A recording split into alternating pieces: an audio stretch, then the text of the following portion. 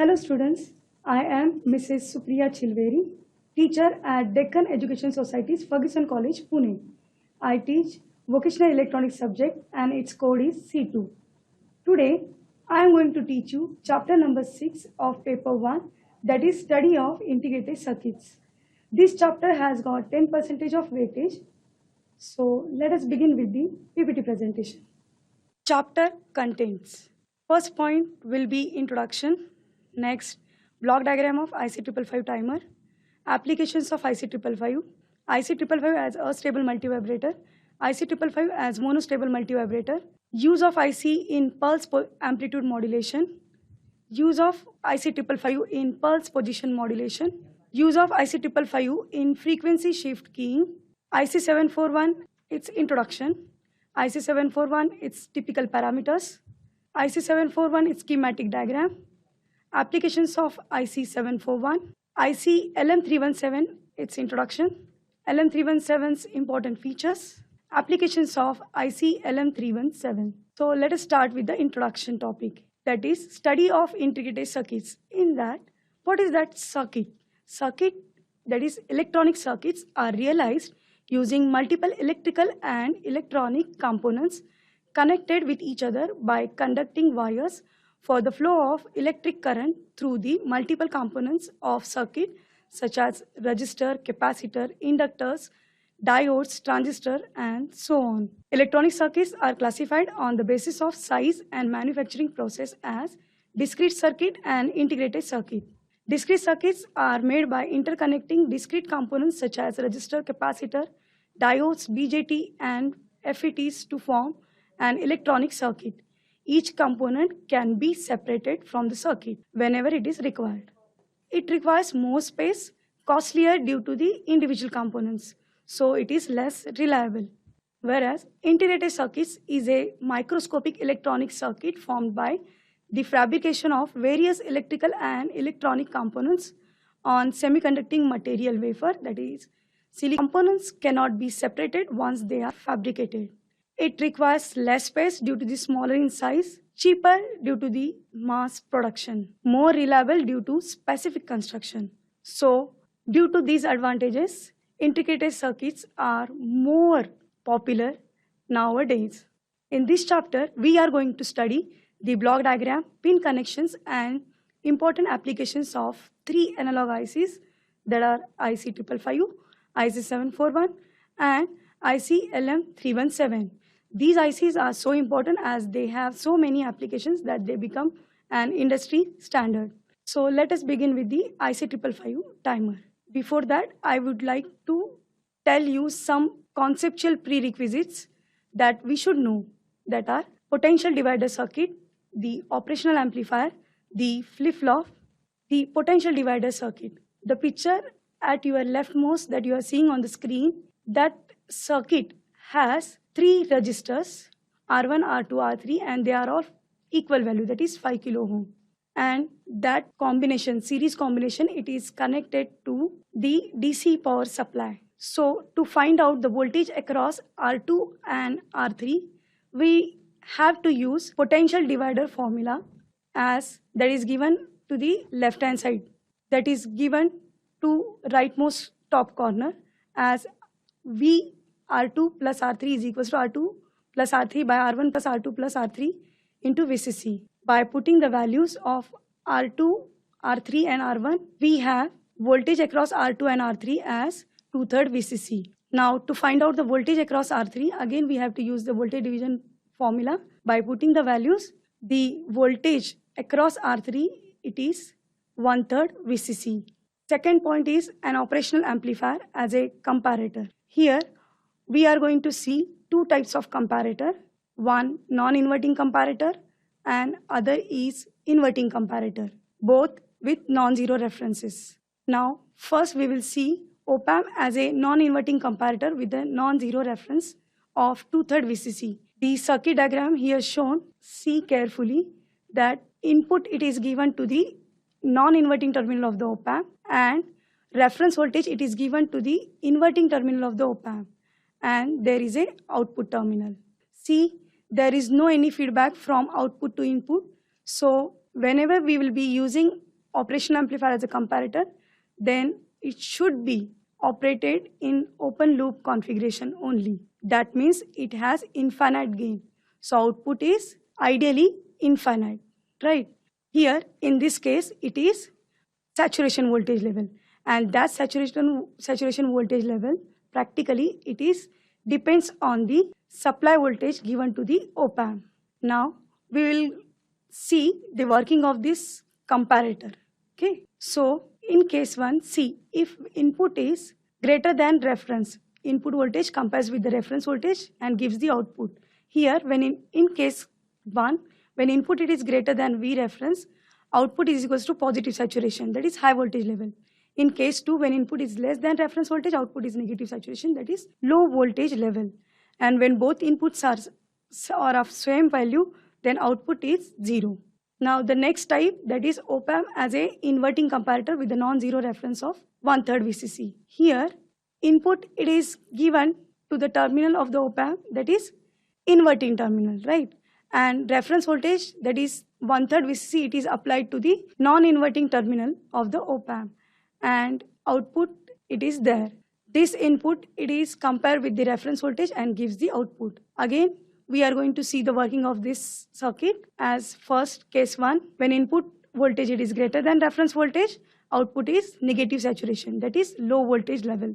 In case 2, if input it is less than reference voltage, then output will be positive saturation, that is high voltage level. When both inputs are same, then output will be 0. Next point is flip-flop. A flip-flop is a device with the 2 stable states, namely logic 1 state and logic 0 state. It remains in one of these states until triggered into the other. A flip-flop is used as a memory element that can store a binary digit, that is a bit. Memory element is some medium in which one bit of information, that is 1 or 0, can be stored until necessary, and its contents can be replaced by a new value. We can design it either by using NAND gate or NOR gate. Flip-flop, the picture that you are seeing on the screen, the rightmost corner, it is the symbol of flip-flop. It has 2 inputs, set and reset, and 2 outputs, that is Q and Q bar. These 2 outputs, they are complements of each other.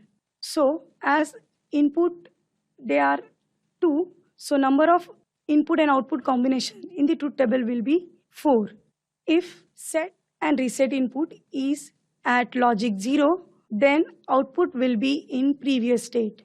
And if set and reset input they are logic high, then output will be in the not allowed state. That means both are trying to change the state of the output at a time. So this will not be possible. We are interested only in 2 function of flip-flop, that is set and reset function of the flip-flop.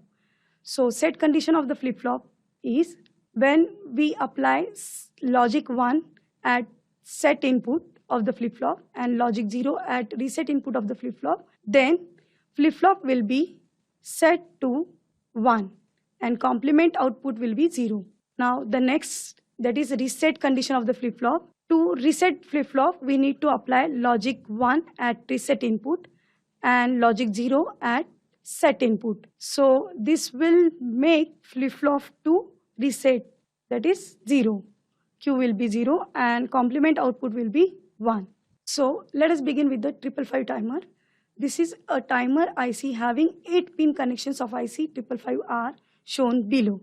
This is the dual inline package of IC 555, and this is the actual physical appearance of any 555.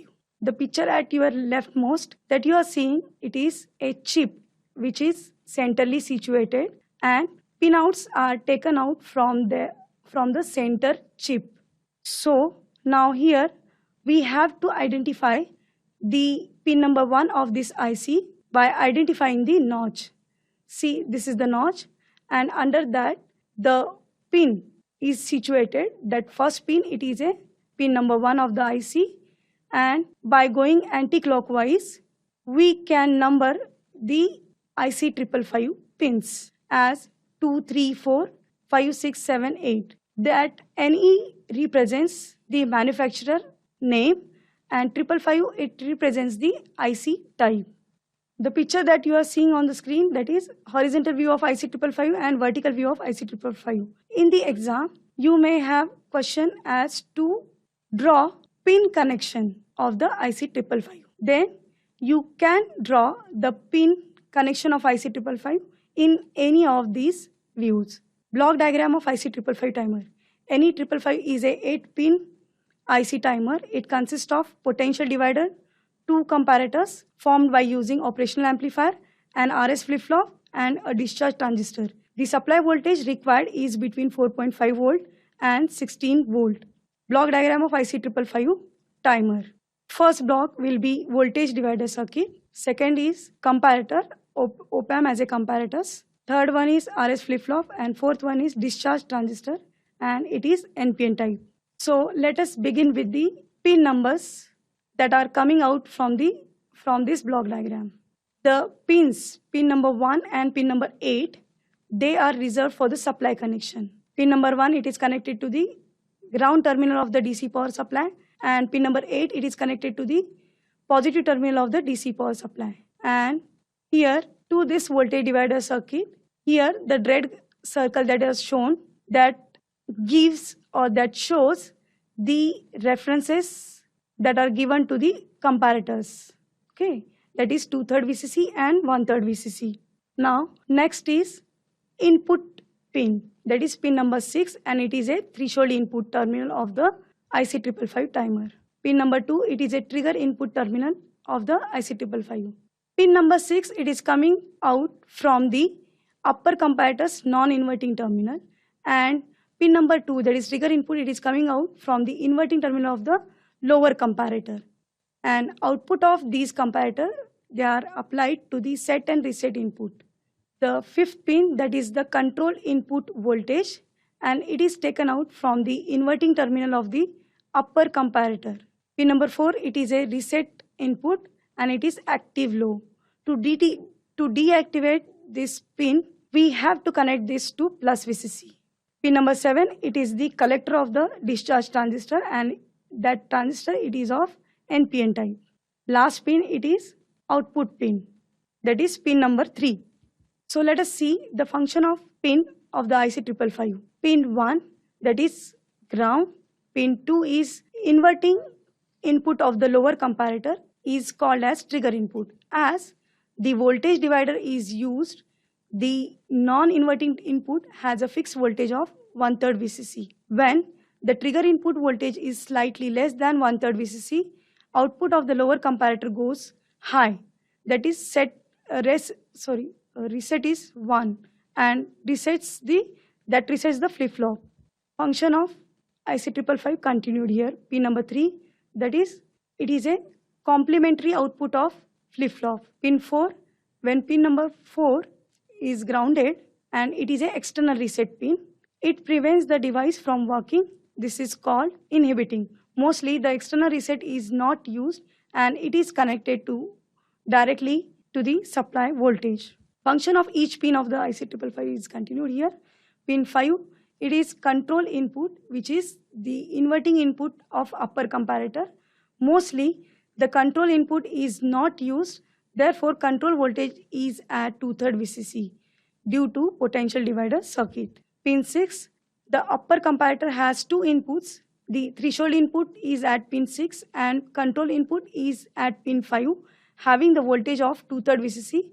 Whenever the threshold voltage is more than the control voltage, the upper comparator provides high output, that is set is 1. This sets the flip-flop.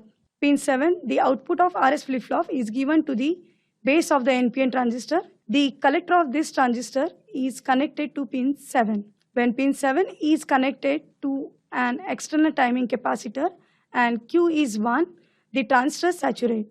Therefore, capacitor discharges. When Q is 0, the transistor cuts off and capacitor can get charged through external series resistor. Pin 8, it is plus VCC and connected to positive of the DC power supply voltage. Applications of IC 555. IC 555 can be used as monostable or stable multivibrator. It can be also used as voltage controlled oscillator. Use of IC 555 in position modulator, use of IC555 in pulse amplitude modulator, and use of IC555 in frequency shift keying. And the last application, that is use of IC555 in generation of ramp waveform. Multivibrator. The multivibrator is a device. It is an electronic circuit which is used to implement two-state devices like oscillator, timer, and flip-flop. High level indicating that here is plus 10 volt, low at 0 volt. In the digital electronics, logic 1 represents high voltage level and logic 0 represents low voltage level. Now let us begin with the IC555 as a stable multivibrator. The circuit diagram that you are seeing on the screen, it is IC555 as a stable multivibrator. This is the pin diagram of IC555, and to that RA, RB and RC, they are connected in series, and the common point of the RA and RB, it is connected to the pin number 7 of the IC555. Common point of the RB and RC, RB and C, it is connected to the pin number 6 and 2. That is the common point of pin number 6 and 2. The other terminal of the capacitor is connected to ground, and the other terminal of resistor, it is connected to the plus VCC. And this bypass capacitor, it is connected in between pin number 5 and ground to remove the noise that are generated in the circuit. Output waveform of a stable multivibrator.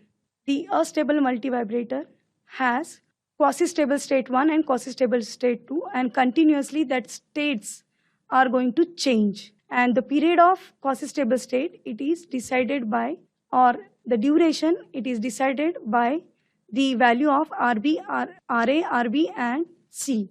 The duration of off period, that is quasi-stable 2, it is decided by value of RB and C. A stable multivibrator with the internal block diagram that you are seeing on the screen. This is the internal block diagram of the IC555. This is RA, RB and C. All these components, they are connected in series. One of the terminal of the resistor, it is connected to plus VCC, and the common point of RA and RB, it is connected to the pin number 7, which is the collector terminal of the discharge transistor, and the common point of RB and C, that is connected to the common point of pin number 6 and 2 of the IC555. And this is the bypass capacitor connected between pin number 5 and ground. So now we are going to see the working of IC555 as a stable multivibrator. We are going to split this working as case 1 and case 2. So now here we are seeing the case 1.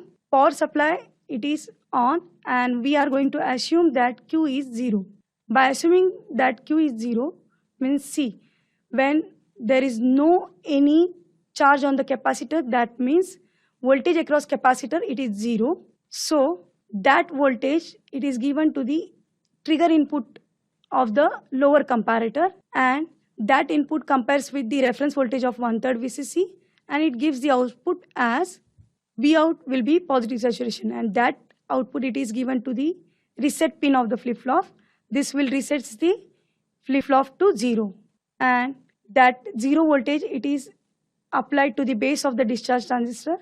So base emitter junction and collector base junction both are reverse bias, so transistor acts as open switch. So here capacitor starts charging from plus VCC through RA, RB and C like this, and it charges up to 2/3 VCC level like this. From 0 to 2/3 VCC capacitor charges, and at the output we will get the waveform as logic 1.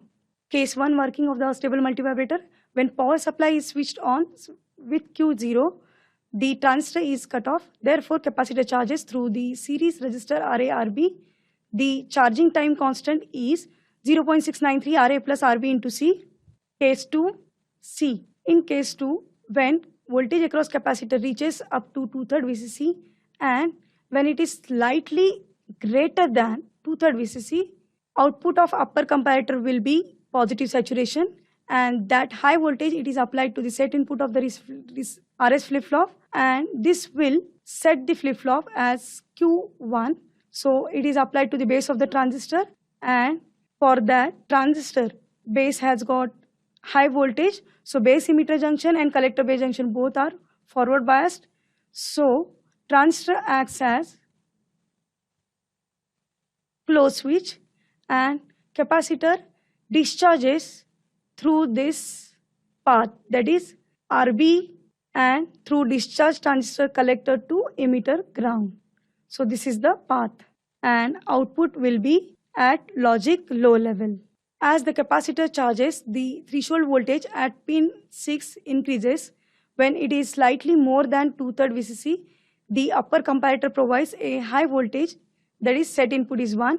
This sets the flip-flop, therefore Q is 1. Hence transistor saturates and its collector potential falls to ground potential. Pin 7 gets grounded and the capacitor discharges through RB. The discharging time constant is 0.693 RB into C. Case 2 working. When the capacitor voltage drops slightly below the 1/3 VCC, the output of the lower comparator is high.